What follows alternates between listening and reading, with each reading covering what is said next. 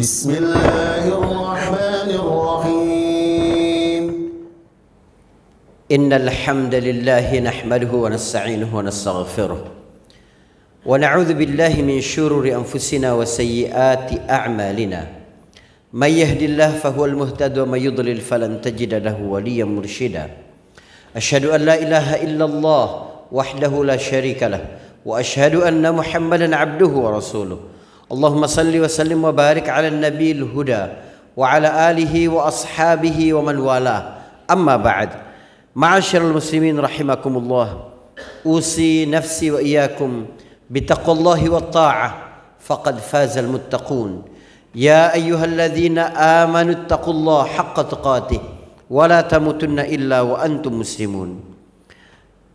Saudaraku jamaah sidang Jumat yang dirahmati Allah Subhanahu wa taala. Beberapa hari lagi akan datang kepada kita satu bulan yang agung, bulan terbaik. Satu bulan yang menjadi momentum besar dalam kehidupan siklus tahunan seorang mukmin. Tentu saja kita mesti garis bawahi kata-kata mukmin, sebab yang dapat merasakan suasana kebatinan yang damai dan bahagia itu hanya orang-orang yang beriman. Artinya ketika kita selalu diingatkan berapa hari lagi Ramadan itu akan datang, dia bukan untuk menakut-nakuti kita bahwa bakal datang di mana siang kamu tidak bisa makan, di mana kamu harus memperhatikan setiap ucapan, di mana kamu harus beribadah lebih kencang lagi. Kalau ada perasaan itu di dalam diri kita, maka periksa keimanan. Sebab orang mukmin ketika mengetahui semakin dekat datangnya bulan yang penuh berkah ini, akan timbul suasana kebahagiaan di dalam batin mereka. Dan itu tidak bisa ditipu, sebab dia adalah suasana rohani yang ada di dalam. Inilah cara Nabi SAW mengajak para sahabatnya memaksimalkan bulan yang penuh kenikmatan. Kenikmatan yang sesungguhnya, kenikmatan yang tidak kasat mata. Maka Rasulullah SAW menyiapkan dengan sungguh-sungguh bulan itu. Ada dua yang dilakukan oleh Nabi SAW secara umum. Yang pertama adalah bagaimana Nabi menyiapkan mindset dan mental, cara pandang tentang Ramadan. Yang kedua adalah bagaimana Nabi menyiapkan hal-hal yang sifatnya teknis untuk memaksimalkan ibadah di bulan Ramadan. Menyiapkan hal-hal yang sifat teknis misalnya, Nabi SAW paling banyak itu puasa sunnahnya itu di bulan Sya'ban. Para ulama memberikan beberapa penjelasan tentang puasa Nabi yang paling banyak di luar Ramadan itu adalah bulan Sya'ban. Misalnya ada yang menjelaskan dia seperti qada dari puasa sunnah yang belum tertunaikan. Sebab Nabi SAW ketika mengamalkan satu amalan walaupun sunnah, tapi kalau dia ketinggalan dia akan penuhi itu. Misalnya seseorang yang terbiasa untuk bangun malam salat tahajud, jika suatu hari dia bangun sudah azan subuh, dia tetap bisa lakukan salat malam itu ketika dia bangun walaupun sudah masuk waktu subuh. Atau Nabi pernah karena kesibukannya baru salat sunnah rawatib ba'diyah zuhur itu beliau laksanakan setelah salat asar. Atau ada yang menjelaskan karena para istri Nabi itu biasa membayar hutang Ramadan mereka di bulan Sya'ban, maka Rasulullah SAW membersamai mereka dalam puasanya. Ini seperti yang diceritakan oleh Aisyah radhiyallahu anha bahwa beliau biasanya membayar puasa Ramadan itu pada bulan Sya'ban sebelum datang bulan Ramadan.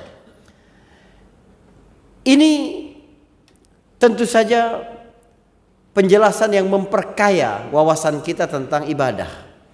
Tetapi yang paling kuat adalah apa yang disampaikan oleh Nabi SAW, bahwa dia puasa pada bulan Sya'ban itu dia sebutkan karena bulan itu banyak manusia lalai karena dia di antara bulan Rajab yang merupakan bulan haram dan bulan Ramadan yang memang diwajibkan berpuasa penuh dengan amalan-amalan ibadah yang lain.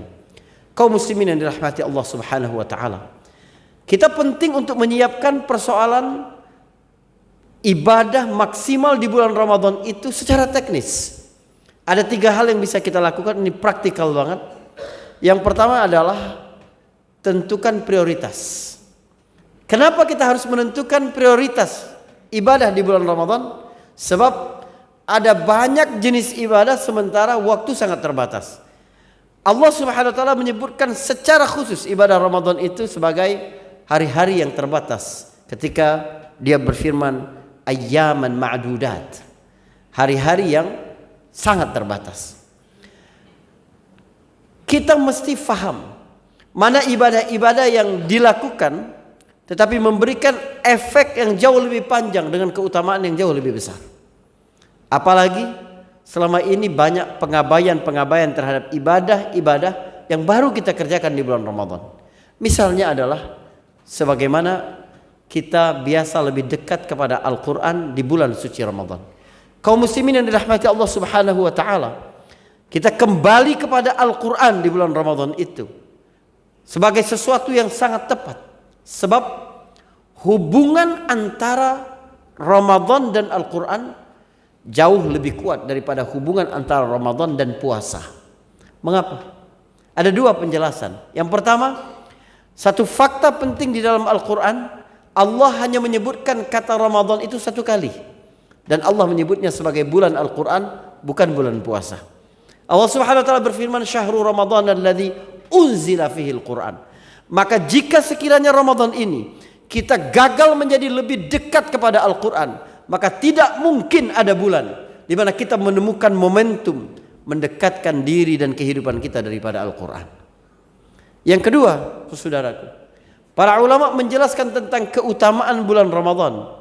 Maka semuanya sepakat bahwa hubungan antara Ramadan dan Al-Quran itu, Ramadan menjadi bulan yang mulia karena di dalamnya diturunkan Al-Quran. Bukan sebaliknya, Al-Quran menjadi mulia karena diturunkan di bulan Ramadan. Sebab segala sesuatu yang berhubungan dengan Al-Quran pasti Allah Subhanahu wa taala angkat menjadi yang tertinggi di kelasnya. Allah Subhanahu wa taala memberikan keutamaan bagi umat ini sebagai umat yang terbaik, sebab kepada umat inilah diturunkan Al-Quran. Di antara para nabi dan rasul, yang paling mulia adalah Nabi Muhammad sallallahu alaihi wasallam, sebab Al-Quran diturunkan kepadanya. Di antara para malaikat yang paling mulia adalah malaikat Jibril, sebab dialah yang mengantarkan Al-Quran kepada Nabi sallallahu alaihi wasallam. Bulan yang paling agung adalah bulan Ramadan, sebab di dalamnya diturunkan Al-Quran. Malam yang paling mulia adalah malam Lailatul Qadar, sebab di dalamnya terdapat Al-Quran. Belajar adalah amalan yang sangat mulia di sisi Allah Subhanahu wa taala. Satu amalan yang tidak mengenal waktu, satu amalan yang paling panjang dalam sejarah kehidupan manusia. Tapi yang terbaik adalah yang belajar Al-Quran dan mengajarkannya. Khairukum man ta'allama Al-Quran wa 'allama. Saudaraku, jika kita menginginkan kehidupan yang lebih berkualitas, maka lebih dekatlah kepada Al-Quran. Maka bulan Ramadan ini prioritaskan ada waktu khususmu bersama Al-Quran. Dan prioritaskan pula bagaimana cara berinteraksi dengan Al-Quran yang baik. Sebab jika selama ini kita hanya prioritas membaca Al-Quran saja, maka itu hanya sedikit sekali cara kita untuk menjadi lebih akrab dengan Al-Quran yang dapat mengubah kehidupan kita, membuatnya menjadi jalan keselamatan di dunia dan di akhirat. Sesudah yang dirahmati Allah Subhanahu wa taala, ada 2 pengabaian yang sangat umum terjadi di tengah masyarakat muslim pada hari ini. Yang pertama adalah pengabaian keilmuan berkaitan dengan Al-Quran. Yang kedua adalah pengabaian dalam pengamalan. Jadi seseorang ketika sudah bersama Al-Quran hanya sebatas bacaan, hanya sebatas hafalan, maka dianggap sudah cukup. Maka semarak sekali kajian-kajian dan halaqah-halaqah yang berkenaan dengan memperindah bacaan atau menambah jumlah hafalan. Padahal sebenarnya interaksi utama interaksi pertama kaum muslimin, interaksi pertama dan paling utama bagi manusia dengan Al-Quran itu adalah dia menjadi pengingat sumber petunjuk bagi kita. Maka ketika Allah menyebutkan dalam rangkaian ayat-ayat tentang puasa itu, Allah berfirman, "Syahrul Ramadan alladzi unzila fihi al-Qur'an hudan linnas." Bagaimana kita bisa menjadikannya hudan, menjadikannya petunjuk bagi manusia jika kita tidak memahaminya? Maka Al-Quran menyebutkan dalam banyak tempat, interaksi yang paling tepat dengan Al-Quran itu adalah merenungi isinya, memahaminya, lalu mengamalkannya. Sementara membaca dan menghafal adalah turutan-turutannya. Kaum muslimin yang dirahmati Allah Subhanahu wa taala. Misalnya Allah Subhanahu wa taala berfirman, "Wa laqad yassarnal Qur'ana lidzikri fahal min mudzakir." Sungguh kami telah mudahkan Al-Quran ini untuk menjadi peringatan, tapi ada tidak orang yang menjadikannya pelajaran? Atau ketika Allah Subhanahu wa taala berfirman, "Afala yatadabbaruna al-Qur'an am 'ala qulubin aqfaluha?" Maka apakah mereka tidak mentadabburi isi Al-Quran, atau di hati mereka terdapat kunci? Jika sekiranya kita mudah sekali tersinggung dengan nasihat, kita tidak menerima peringatan-peringatan, ketahuilah bahwa itu menunjukkan betapa kurangnya interaksi kita dengan Al-Quran, mentadabburi, merenungi, memahami isinya. Saudara yang dirahmati Allah Subhanahu wa taala, prioritaskan ibadah Al-Quran di bulan Ramadan. Prioritaskan ibadah tadabburnya dibanding membacanya. Prioritaskan waktu-waktu khusus untuk hal itu. Strategi persiapan yang sifatnya teknis berkaitan dengan Ramadan itu, yang pertama adalah prioritas. Yang kedua, kaum muslimin yang dirahmati Allah Subhanahu wa taala, adalah jadwal. Kenapa perlu jadwal? Sebab rutinitas keseharian kita di bulan Ramadan itu berbeda. Maka kita perlu jadwalkan dengan baik. Harus ada kedisiplinan. Kapan kita membaca Al-Quran, kapan kita mendengar kajian, kapan kita berinfak, berapa kita berinfak, siapa saja yang akan menjadi target tempat kita berinfak, dan lain-lain sebagainya. Perlu jadwal untuk disiplin dalam beramal itu. Sedangkan yang ketiga adalah target. Sebenarnya target apa yang bisa kita lakukan? Al-Quran menyebutkan target paling jauh dalam ibadah puasa itu adalah ketakwaan kepada Allah Subhanahu wa taala. Ya ayyuhalladzina amanu kutiba alaikumus shiyam kama kutiba alal ladzina min qablikum la'allakum tattaqun. Jadi puncak tujuan dari ibadah puasa adalah bertakwa kepada Allah Subhanahu wa taala. Kami pilihkan pada hari ini satu definisi takwa saja dari Imam Ali radhiyallahu anhu. Ketika beliau berkata, takwa itu apa? Al-khawfu minal jalil, wal amalu bit tanzil, wal ridha bil qalil, wal isti'dad liyaumir rahil. Perhatikan 4 komponen ketakwaan, dan momentum Ramadan menjadi momentum yang paling baik untuk menebalkan poin-poin itu. Kaum muslimin yang dirahmati Allah Subhanahu wa taala, yang pertama adalah rasa takut kepada Allah Subhanahu wa taala. Innaka labil mirsad. Kita semua berada di dalam pengawasan Allah Subhanahu wa taala. Dan ibadah puasa bulan Ramadan itu meneguhkan kesadaran itu. Kenapa? Pada saat sepi, sore hari panas, tidak ada orang bersama kita, tidak diawasi oleh kamera-kamera CCTV. Kenapa kita tetap tidak mau minum seteguk air saja? Kenapa? Sebab kita tahu akan rusak puasa kita. Kenapa kita tahu akan rusak sementara tidak ada yang melihat? Sebab kita yakin ada pengawasan Allah Subhanahu wa taala. Kita tidak mau sia-sia apa yang sudah kita jaga dari pagi sampai waktu itu. Begitulah kalau sekiranya kesadaran akan hadirnya Allah dalam kehidupan kita, pengawasannya yang terus-menerus kepada kita, maka ini terus berlangsung dalam 11 bulan di luar Ramadan. Negeri ini menjadi aman sekali. Keluarga-keluarga menjadi keluarga yang sakinah dan teguh. Pribadi-pribadi menjadi pribadi-pribadi yang istiqamah. Disitulah mulai tegaknya peradaban Islam. Yang kedua, kata Ali bin Abi Thalib, wal amalu bit tanzil, mengamalkan wahyu yang diturunkan oleh Allah Subhanahu wa taala, Al-Quran dan hadis sebagai penjelasan itu. Kaum muslimin yang dirahmati Allah Subhanahu wa taala, penting sekali kita faham bahwa nikmat paling besar dari Allah Subhanahu wa taala kepada kita setelah Dia berikan hidayah kepada kita adalah bagaimana ada rasa ingin di dalam diri kita ini untuk mempelajari Al-Quran, untuk mengamalkannya, untuk melihat kehidupan, bagaimana pandangan Al-Quran tentang itu, untuk melihat persoalan-persoalan, bagaimana cara dan jalan keluar Al-Quran tentang hal itu. Sebab siapa yang paling tahu tentang kita kecuali penciptanya. Lalu Allah Subhanahu wa taala sediakan manual book. Allah Subhanahu wa taala sediakan buku petunjuk bagaimana kita menjalani kehidupan ini. Tidak ada yang lebih tahu daripada Allah Subhanahu wa taala tentang kehidupan kita. Maka ketika kita menjadi lebih dekat kepada pedoman Al-Quran, lebih dekat pula kebahagiaan, ketenangan, kedamaian, dan jauhlah segala bentuk kesengsaraan di dunia dan di akhirat. Poin ketiga yang disampaikan oleh Ali bin Abi Thalib adalah war-ridha bil qalil. Ridha dengan yang sedikit. Di bulan Ramadan kita menjadi berkurang tidurnya, berkurang istirahatnya, berkurang makannya. Sebab berbuka puasa dan sahur itu bukan memindahkan jam makan, bukan. Tapi memang mengambil keberkahan. Sebab Nabi SAW menyebutkan tasahharu fa inna fis sahuri barakah. Sahurlah kamu karena di dalam sahur itu terdapat berkah. Jadi kita bukan berlomba-lomba makan lebih banyak agar lebih tahan di siang hari, bukan.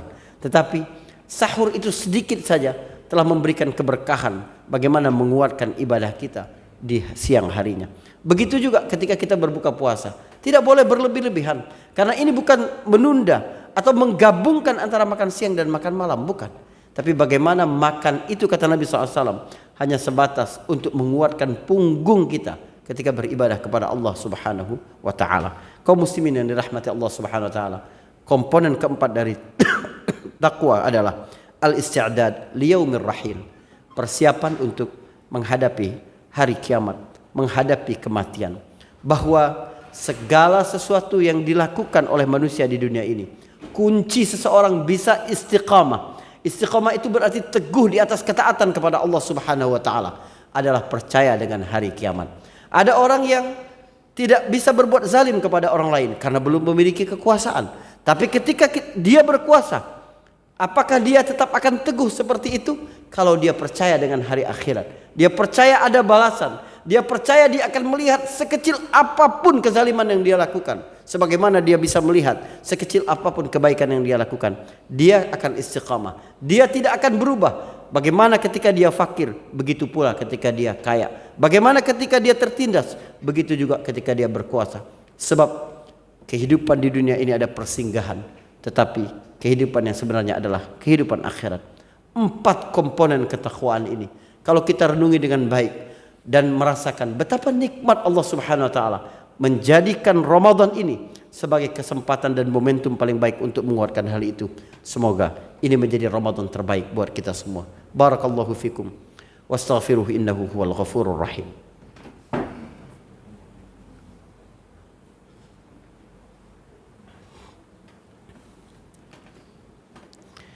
Alhamdulillahilladzi arsala rasulahu bil huda wa dinil haqq liyudhhirahu 'ala ad-din kullih wa kafa billahi shahida. Asyhadu an la ilaha illallah wahdahu la syarika lah wa asyhadu anna Muhammadan 'abduhu wa rasuluh. Allahumma salli wa sallim wa barik 'ala an-nabiyil karim wa 'ala alihi wa ashabihi ajma'in. Amma ba'd. Ma'asyiral muslimin rahimakumullah. Ittaqullah ya ayyuhalladzina amanu ittaqullaha haqqa tuqatih wa la tamutunna illa wa antum muslimun. Kaum muslimin yang dirahmati Allah Subhanahu wa taala. Sa'idan Nabi sallallahu alaihi wasallam al-mimbar. Satu hari Nabi SAW naik ke atas mimbarnya. Mimbar Nabi itu bentuknya tangga, ada 3 anak tangga. Satu hari Nabi naik dan Nabi mengucapkan amin ketika naik itu sampai 3 kali. Ketika turun, para sahabat bertanya kepada Nabi SAW, ya Rasulullah, kenapa engkau melakukan itu tadi? Biasanya Rasulullah hanya naik saja, tapi kali ini Rasulullah sambil mengucapkan amin, amin, amin. Rasulullah berkata, tadi turun Jibril kepadaku, lalu berkata, raghima anfu mri'in adraka Ramadan falam yughfar lah. Celakalah seseorang yang datang kepadanya bulan Ramadan, tetapi dosa-dosanya tidak diampuni. Lalu Jibril katakan amin ya Muhammad, maka aku mengatakan amin. Lalu kemudian ketika Nabi naik ke anak tangga berikutnya, Jibril berkata, celakalah, hinalah seseorang yang disebutkan namamu sallallahu alaihi wasallam tapi tidak bersalawat kepadamu. Katakan amin ya Muhammad, maka aku katakan amin. Lalu ketika Nabi naik ke anak tangga berikutnya, Jibril berkata, celakalah orang yang kedua orang tuanya masih hidup. atau salah satunya masih hidup, tapi itu tidak membuat dosanya diampuni oleh Allah Subhanahu wa taala. Saudaraku, hadis ini dalam sekali tentang manusia paling celaka adalah manusia yang tidak dapat memanfaatkan momentum. Ramadan adalah momentum. Disebutkan nama Nabi sallallahu alaihi wasallam adalah momentum. Ada orang tua masih hidup bersama kita adalah momentum. Semoga kita dapat melaksanakan, menjalankan, memanfaatkan momentum itu untuk kejayaan kehidupan dunia dan akhirat kita. Allahumma ighfir lil muslimin wal muslimat wal mu'minin wal mu'minat al ahya' minhum wal amwat innaka sami'un qaribun mujibud da'wat. Allahumma inna nas'aluka al huda wat tuqa wal afaf wal ghina wa nas'aluka makarimal akhlaq. اللهم أعنا على ذكرك وشكرك وحسن عبادتك. اللهم إنا نسألك من خير ما سألك عبدك ونبيك محمد صلى الله عليه وسلم ونعوذ بك من شر ما استعاذك منه عبدك ونبيك محمد صلى الله عليه وسلم. اللهم اجعلنا من الذين يستمعون القول فيتبعون أحسنه. اللهم انصر إخواننا المسلمين والمجاهدين في فلسطين. اللهم انصرهم يا الله. اللهم إنا نسألك رضاك الجنة ونعوذ بك من سخطك النار. ربنا لا تزغ قلوبنا بعد إذ هديتنا وهب لنا من لدنك رحمة إنك أنت الوهاب. ربنا آتنا في الدنيا حسنة وفي الآخرة حسنة وقنا عذاب النار. وصلى الله على محمد وعلى آله وصحبه وسلم والحمد لله رب العالمين. أقم الصلاة.